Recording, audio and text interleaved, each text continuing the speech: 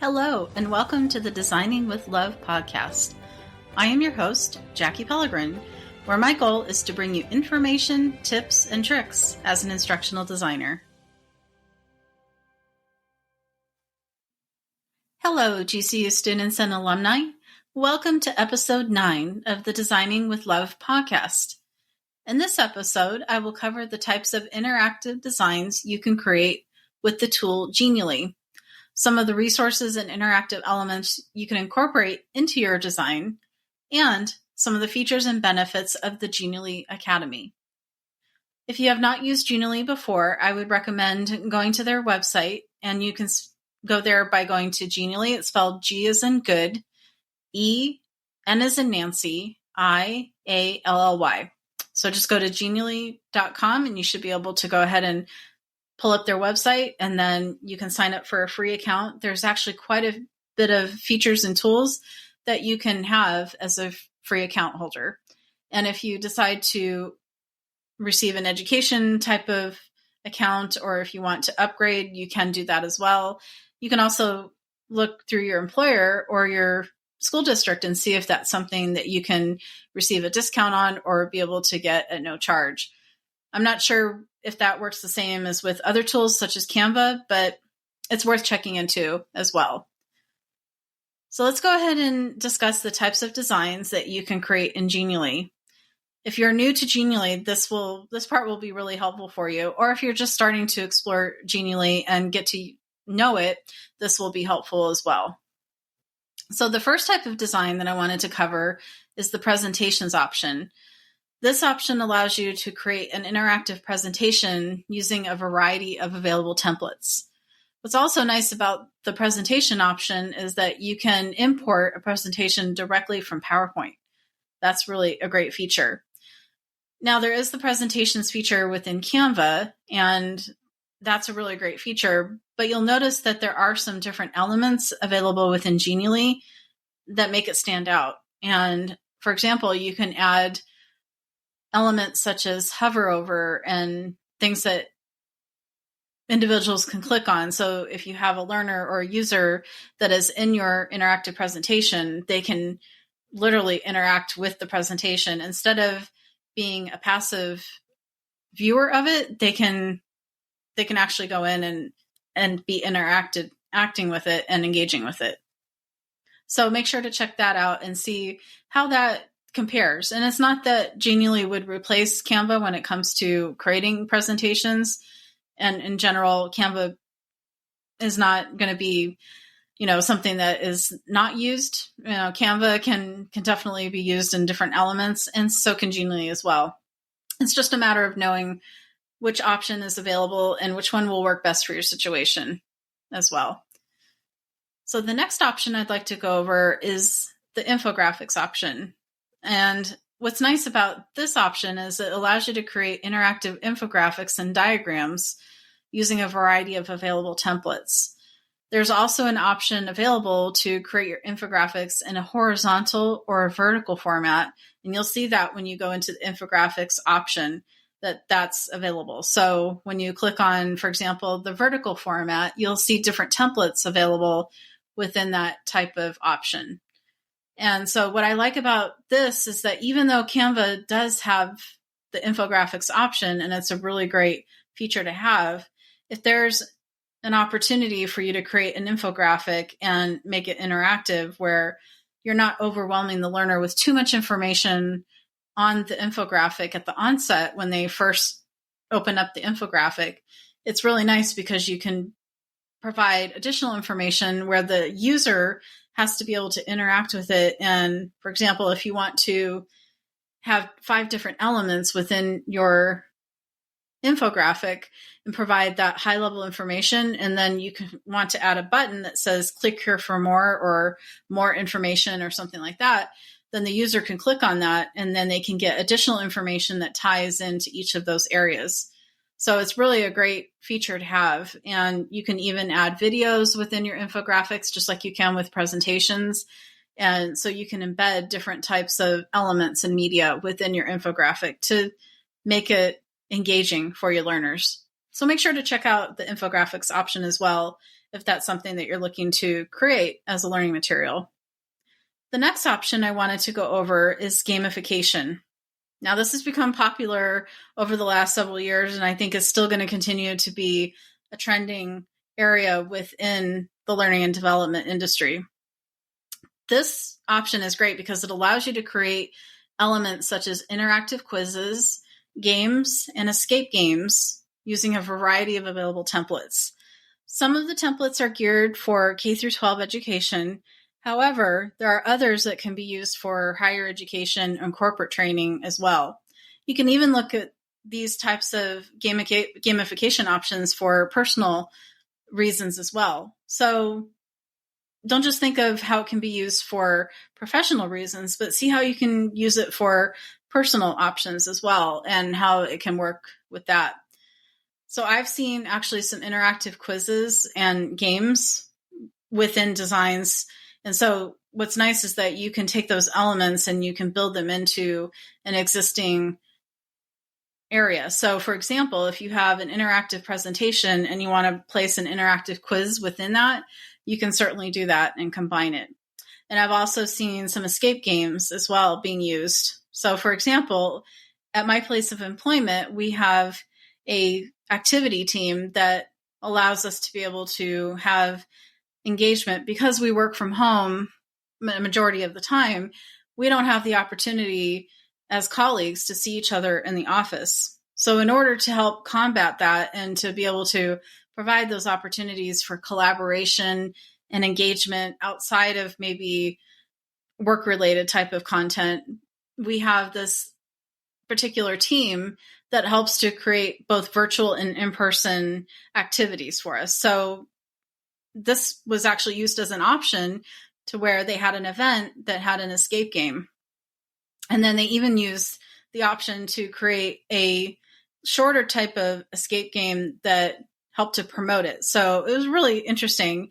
And it was fun to actually go in and do that as an event and have the escape game. And the way the designers and the organizers had it set up was that there were different teams that were grouped into the event, and each of those teams had to be able to work together to escape out of the game. So it fostered collaboration and teamwork and problem solving. So it was really fun. So feel free to check that out as an option too with the gamification option. The next option I'd like to go over is interactive image. So this option allows you to create an interactive image using a variety of available templates.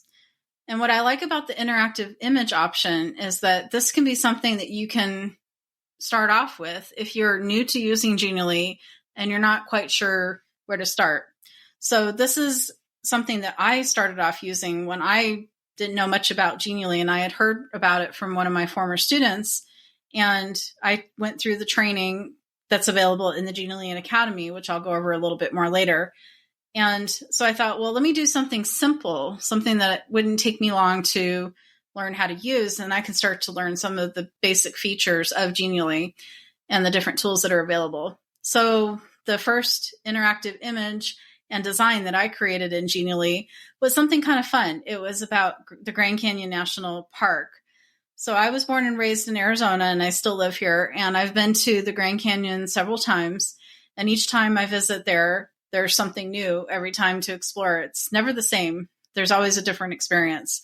So I thought it would be really fun to do an interactive image about the Grand Canyon National Park.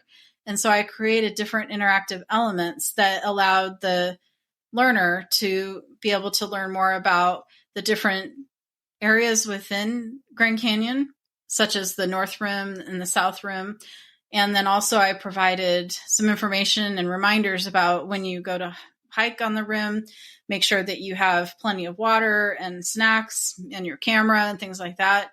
And then also I pulled a travel video and placed that into the interactive image. So when the user clicks on that particular icon, then a pop-up window will appear with the option to play that video and learn more about that. So it was a great option and a fun way to be able to learn about Genially and what it can do. So I would suggest maybe starting off with something like that and seeing what you can do with it and what options are available. So the next option I wanted to go over is the video option. This option allows you to create an interactive video using a variety of available templates. There's also an option available for importing a presentation from PowerPoint.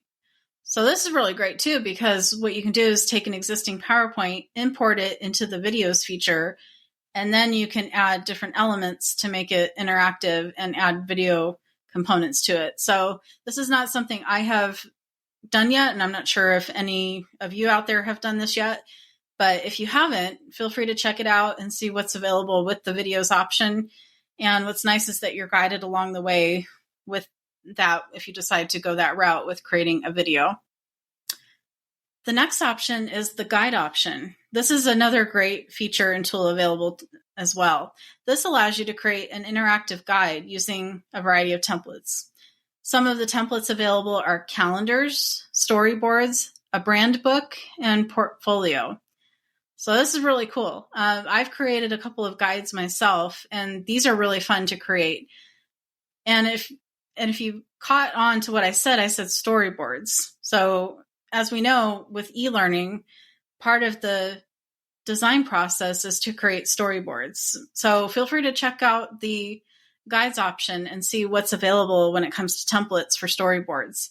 And also the portfolio option, that's really great too. So if you wanted to create something, you can't create a website or anything like that with the portfolio option within the guides, but you can create something that you can add to your portfolio website, or it can be like a snapshot of your different experiences and your work experience. So make sure to check that out too and see if that's something that you may want to consider creating as well to help with the branding aspect and to help you with future employment. The next option I wanted to cover is the training materials option. This is fantastic too, because this allows you to create interactive learning units and instructional resources. There's also an option available for importing a presentation from PowerPoint, so you can do that here as well.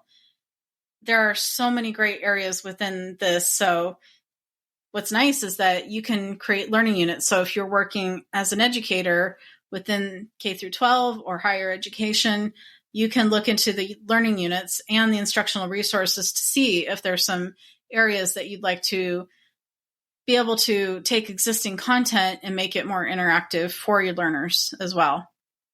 So feel free to check that out. And then there's also the other designs option. So if you go under more on the left navigation bar, you'll see that there's that option that allows you to create interactive mobile designs, personal branding designs, and interactive cards. So these may not be used as often, which I believe that's why it's under the more, because the other options are used more frequently. But if there's an opportunity for you to be able to create interactive mobile designs or those personal branding designs, feel free to check that out. The interactive cards are kind of neat too, because if you wanted to create interactive flashcards or something like that for your learners as part of creating some learning materials, you can certainly do that as well. So make sure to check those out. Next, let's go over the resources and interactive elements. So while you're creating your designs, you'll want to make sure to check out the resources menu item under the left navigation bar. Within this, there are a variety of resources available to use with your designs, including icons, shapes, lines, and arrows, illustrations, silhouettes, interactive graphs, and tables. So it's really great to see that there's all of these elements available.